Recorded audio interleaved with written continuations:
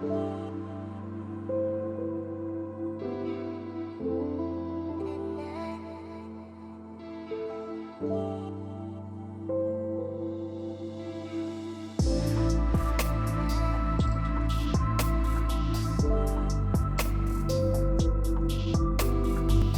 शायरी।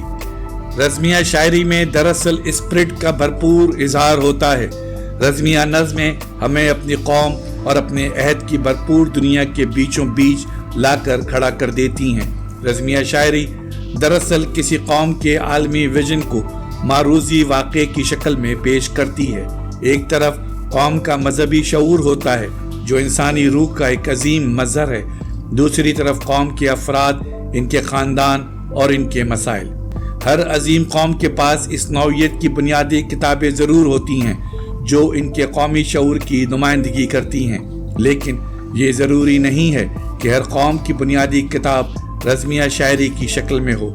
मसलन old testament में शायरी के बिखरे हुए टुकड़ों के साथ अजीम लोगों की तारीख और कहानियाँ भी मौजूद हैं, लेकिन ओल्ड टेस्टामेंट आर्ट का नमूना नहीं है। इसी तरह न्यू टेस्टामेंट भी सिर्फ मजहब तक महदूद है। यूनानियों के पास हुमर की नज़्मों की सूरत में शायरी की बुनियादी किताब तो मौजूद है, लेकिन ऐसी कोई मजहबी किताब नहीं जैसी पारसियों और हिंदुओं के पास है। रज़्मिया नज़्मों में और इस शायरी में जो बाद में लिखी गई है फ़र्क होता है। मसलन हिंदुस्तान की ड्रामाई शायरी में और सोफोक्लिस की ट्रेजेडीज़ में ऐसी कोई मजमूई तस्वीर नहीं मिलती जैसी हमें रामायण और महाभारत या इलिड और ओडिसी में मिलती है। पूरी रज़्मिया नज़्म को सिर्फ एक शायर की तख्लीक होना चाहिए। अपने अहद की रूह का मज़हर होने के बावजूद रज़्मिया नज़्म एक शायर की इनफरादी जीनियस का कारनामा होता है। इलियड और ओडिसी के सिलसिले में ये सोचना गलत है कि ये नज़्में मुख्तलिफ छोटे छोटे टुकड़ों का मजमुआ है और ये कि इनमें कोई वहदत नहीं है। ये ख्यालात गलत हैं। हर चंद के ऐसे ख्यालात को हमारे ज़माने में फ्रेडरिश ए वोल्फ जैसे मौक़िफ़ की तायद ही क्यों ना हासिल हो। इसके अलावा नेबुला ग्लिनिट के बारे में भी ये ख्याल गलत है कि आर्ट का ये कारनामा सिर्फ अपनी मर्जी से इकट्ठा किए हुए टुकड़ों पर मुश्तमिल है या इन्हें अचानक बगैर जवाज़ के इख्तिताम तक पहुंचा दिया गया है। रज़्मिया शायरी में सिर्फ वही सूरत हाल होती है जो इस ज़माने में होती है, वो सूरत हाल नहीं जो रज़्मिया के हीरो हासिल करना चाहते हैं। रज़्मिया शायरी में कौमी स्पिरिट और अखलाकी सूरत हाल और जंग और अमन के अलावा आर्ट, रस्म व रिवाज और कौमी मफादात में जो कुछ भी हो सकता है मौजूद होता है। रज़्मिया शायरी में कौमों की तारीख अमल की दुनिया में अपनी पूरी तवानाइयों और खूबसूरती के साथ ज़ाहिर होती है। हुमर की नज़्मों के अलावा और कोई ज़रिया ऐसा नहीं है जिसे हम हेलेनिक कौमों के किरदार को समझ सकें और इनकी कौमी तश्कील में जिन अनासिर ने हिस्सा लिया है इनको समझ सकें। रज़्मिया शायरी में मकामियत के साथ साथ आफाकियत का जौहर भी होता है, जिसकी वजह से दूसरी कौमों को भी इसमें दिलचस्पी होती है। हुमर की शायरी में सिर्फ रूहानी और अखलाकी बातें और किरदार की खूबियाँ ही नहीं बल्कि अदना से लेकर आला बातों तक में कौम का मखसूस मिजाज झलकता है। इलियड में कौमों की जंग की हालत में जद्दोजहद करता हुआ दिखाया गया है और ओडिसी में इसी इलियड की जंग के घरेलू नताइज दिखाए गए हैं। डिवाइन कॉमेडी मजहबी नौइयत की रज़्मिया नज़्म है। इस नज़्म में दरअसल इंसानी मंसूबों की इस अंदरूनी और बैरूनी जंग को जाहिर किया गया है जो खुदा की मर्जी की तायद या खुदा की मर्जी के खिलाफ लड़ी गई। जंग और तसादुम का मौजू रज़्मिया नज़्म के लिए ख़ास तौर पर मौजू है क्योंकि शुजाअत से इंसान को दिलचस्पी होती है। चुनांचे शुजाअत का आइडियल मुज़ाहिरा कौमी जंग की सूरत में हो सकता है, ख़ास तौर पर ऐसी कौमी जंग जहां रज़्मिया का तसादुम अपने जवाज़ की तलाश में हो। यही सूरत रामायण में है और इलियड इसकी आला तरीन मिसाल पेश करती है। और इलियड के साथ ही हम यूरोपी तारीख की दहलीज पर आ जाते हैं। इलियड में मशरिक और मगरिब के दरमियान आलमी जंगों का एक सिलसिला शुरू हो जाता है जिसमें यूनानियों को जंग करते हुए दिखाया गया है। जो चीज़ इस नज़्मों को रस्मिया शक्ल अता करती है वो यही है कि मुख्तलिफ मिजाज, मुख्तलिफ मज़हब और इखलाक और मुख्तलिफ ज़बान اور رسوم و رواج رکھنے والی قومیں ان نظموں میں برسر پیکار ہوتی ہیں۔ یونان اور روم کی رزمیہ نظموں کی یہی صورت اور ایسی ہی صورتحال ایرسٹو اور ٹاسو اور کیمیوس کی نظموں میں موجود ہے۔ یورپ کی قوموں کے لیے رزمیہ شاعری کا زمانہ اب ماضی کا حصہ بن چکا ہے۔ تقدیر ڈراموں سے زیادہ رزمیہ شاعری میں کارفرما نظر آتی ہے، لیکن فرق یہ ہے کہ ڈرامے کے ہیرو کی تقدیر ٹریجک ہوتی ہے کیونکہ وہ یہ جانتا ہے کہ یہ تقدیر اس نے خود پیدا کی ہے، لیکن رزمیہ شاعری میں کسی ایکلیس اور کسی اوڈیسس کے ساتھ جو کچھ پیش آتا ہے اس کا جواز اس صورتحال میں موجود ہوتا ہے۔ ہیرو جس صورتحال کا مقابلہ نہیں کر سکتا، چنانچہ ایچلیس اپنی زندگی ہی میں اپنی موت کا ماتم کرتا ہے۔ اوڈیسی کے آخری حصے میں ہم دیکھتے ہیں کہ اوڈیسیس اور ایگنومینین سائے کی طرح گزر جاتے ہیں، یہ جانتے ہوئے کہ ہم سائے سے زیادہ کچھ نہیں ہیں۔ بہرحال ٹرائے کا زوال ہو جاتا ہے اور پریم اپنے گھریلو دیوتاؤں کی قربان گاہ پر قتل کر دیا جاتا ہے۔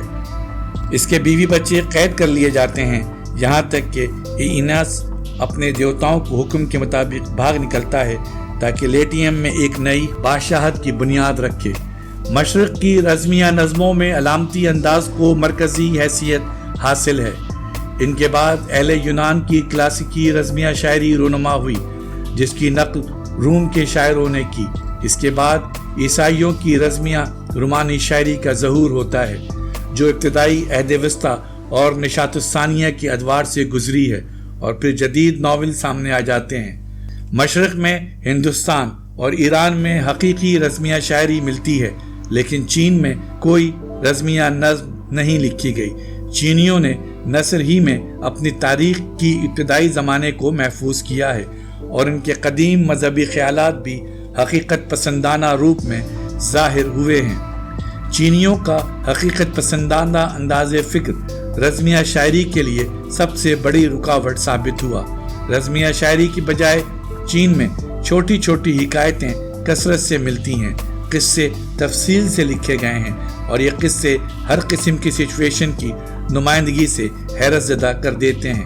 ان قصوں میں نجی زندگی اور پبلک زندگی کے سلسلے میں تفصیلی انکشافات کے علاوہ بڑی شائستگی اور تنوع ہے۔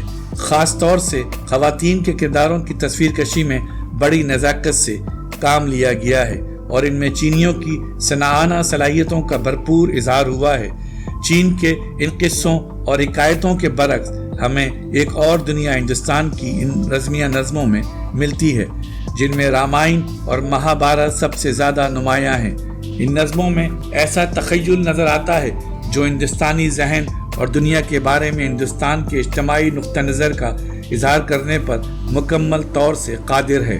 یہودیوں کی ہاں بھی رزمیہ نظمیں نہیں ہیں، چونکہ ان کے تاریخی احساس پر ان کا مذہبی جذبہ غالب رہا ہے۔ عربوں پر شروع ہی سے شاعری کا شوق غالب رہا ہے، ان میں شاعرانہ صلاحیت فطری طور پر موجود ہے۔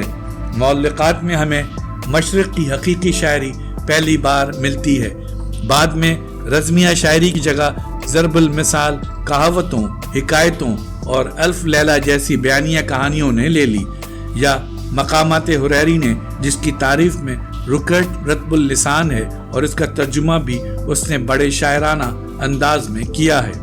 فارسی شاعری کا ظہور دراصل اس وقت اپنی پوری آب و تاب کے ساتھ ہوتا ہے جب اسلام کے ذریعے اس شاعری کی قلب ماہیت اپنے عروج تک پہنچ جاتی ہے۔ فارسی شاعری کی ابتدا ہی میں ایک ایسی رزمیہ نظم ہمارے سامنے آتی ہے جس کا مافی ایران کے قدیم ترین زمانے تک جاتا ہے۔ ہیگل کہتا ہے کہ چونکہ اس نظم میں مرکزی حیثیت کسی ایسے عمل کو حاصل نہیں ہے جس سے سارے واقعات بندھے ہوئے ہوں، اس لیے اسے حقیقی رزمیہ نظم نہیں کہا جا سکتا۔ بہرحال یہ عظیم نظم شاہنامہ فردوسی ہے۔ رزمیہ شاعری کے اس سلسلے کا خاتمہ ایسی عاشقانہ نظموں پر ہوا جن میں غیر ملکی دلکشی اور دل آویزی تھی، اور اس سے قبل کہ ایران کا ادب ہیگل کے الفاظ میں صوفیانہ پر اسراریت میں ڈوب جائے، جس کا آغاز جلال الدین رومی کی غیر معمولی شاعری اور حکایتوں سے ہوا۔ ایران میں ناصحانہ ادب کا ظہور ہوا جس میں شیخ سعدی کو، جنہوں نے دور دراز کے سفر بھی کر رکھے تھے، سب سے نمایاں مقام حاصل ہوا۔ اپنی عہد وسطی کی عظیم نظم ڈیوائن کامیڈی کے بارے میں دانتے سمجھتا ہے کہ یہ نظم اسے مقدس محبت نے عطا کی ہے۔ وہ اپنی نظم میں سارے ماضی اور حال کو مزید حسن بخشتا ہے یا ہدف ملامت بنا دیتا ہے۔ یہ موت کے بعد کا رزمیہ سفر ہے، یہ آزاد تخیل کی تخلیق ہے، اسی قسم کی آزاد تخیل کی تخلیق جیسے آزاد تخیل نے ہومر اور ہیسیوڈ کی شاعری میں دیوتاؤں کی تخلیق کی تھی۔ ڈیوائن کامیڈی میں جہنم بھی ہے اور جہنم کی دہشت ناک زندگی بھی، لیکن اس زندگی کے ساتھ دانتے کا اپنا جذبہ رحم بھی شامل ہے۔ برزخ کی حالت اس سے کم خراب ہے اور جنت میں مادی دنیا سے آزاد ایک روشن اور تابناک ابدی زندگی ہے۔ اس نظم میں عیسائی دینیات کی متکلمانہ آواز بھی سنائی دیتی ہے اور محبت کی آواز بھی۔ دانتے کی اس ڈیوائن کامیڈی کے علاوہ رزمیہ شاعری کی ایک اور دنیا بھی ہے جس میں عیسائی نائٹ ہوڈ کی کہانیاں ملتی ہیں۔ ان کہانیوں میں مرکزی حیثیت افراد کو حاصل ہے، لیکن تخیل نے ایسے کردار وضع نہیں کیے ہیں جو زندگی سے کٹ گئے ہوں۔ انفرادی مہمات کی یہ کہانیاں داستانوں کا رنگ اور فیصلہ کن جنگوں کی صورت اختیار کر لیتی ہیں، اور یہی بات رزمیہ اسلوب کا سبب بن جاتی ہے۔ فرانس میں شارلیمان اور اس کے پلیڈینز کی کہانیاں، انگلستان میں کنگ آرتھر اور اس کے راؤنڈ ٹیبل کے نائٹس کی داستانیں، پرتگال اور اسپین میں ایمیڈس اور اس کی عزیزوں کی مہمات ملتی ہیں، اور 13ویں صدی عیسوی میں شمالی فرانس میں سب سے زیادہ مشہور کہانی رومن ڈی لا روز کہلاتی ہے۔ اس کے بعد ہم نشاط الثانیہ کے عہد میں آتے ہیں، ہرچند کہ یہ عہد وسطی ہی ہے جو رزمیہ شاعری کا مواد فراہم کرتا ہے، لیکن اب فنکارانہ برتاؤ ٹریٹمنٹ تیزی سے بدل جاتا ہے، شجاعانہ مہمات کا مذاق اڑایا جاتا ہے، اور اس طرز اظہار میں ارسطو اور سیرونٹیز کو سب سے زیادہ نمایاں کامیابی حاصل ہوتی ہے۔ ارسطو کی اورلینڈو فیورسو میں بڑی دلکشی، مزاح اور ذکاوت کے ساتھ سادگی اور پرکاری ملتی ہے، اور وہ تمام چیزیں جو اپنے اندر بے ڈھنگی، لایانی اور احمقانہ ہو چکی ہیں، اپنے آپ ختم ہوتے ہوئے دکھائی گئی ہیں۔ سیرونٹیز کا ناول زیادہ گہرا ہے اور اس میں دکھایا گیا ہے کہ اب جہاں گر سورما اور نائٹ ماضی کی چیزیں بن چکے ہیں، جیسے کسی مجنوں کے ذہن میں کوئی خیال ثبت ہو کر رہ جائے۔ سیرونٹیز نے یہ بتایا ہے کہ ایک کردار کے ذہن میں یہ خط سما جاتا ہے کہ وہ انتہائی بہادر نائٹ ہے، اور وہ جو مہمات سر کرتا ہے وہ روز مرہ کی زندگی کے نقطۂ نظر سے انتہائی احمقانہ، مضحکہ خیز اور محمل ہوتی ہیں۔ اس طرح شجاعانہ مہمات کی ایک نوعیت کی لایانیت کو سیرونٹیز ہمارے شعور میں لے آتا ہے۔ رزمیہ شاعری کی دوسری شاخ جو نشاط الثانیہ میں رونما ہوئی، اس کے نمائندوں میں ٹیسو کا ذکر ضروری ہے، جس کی جیروشلم ڈیلیورڈ کا موڈارسٹو کے موڈ کے بالکل برعکس ہے۔ ٹیسو نے ہومر اور ورجل کو اپنا ماڈل بنایا تھا تاکہ وہ ایک رزمیہ ساخت کی نظم تخلیق کر سکے۔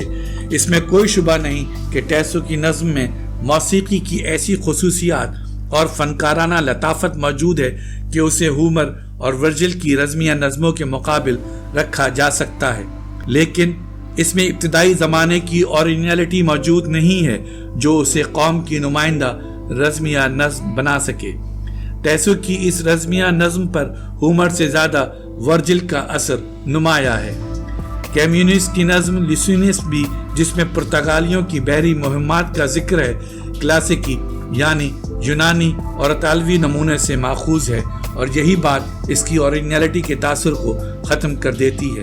ملٹن کی پیراڈائز لاسٹ اور کلپ اسٹاک کی میسیا اور والٹیئر کی ہینڈریڈ کے بارے میں بھی یہی بات کہی جا سکتی ہے، اور والٹیئر کی ہینڈریڈ تو حیرت ناک حد تک تصنع آمیز ہے۔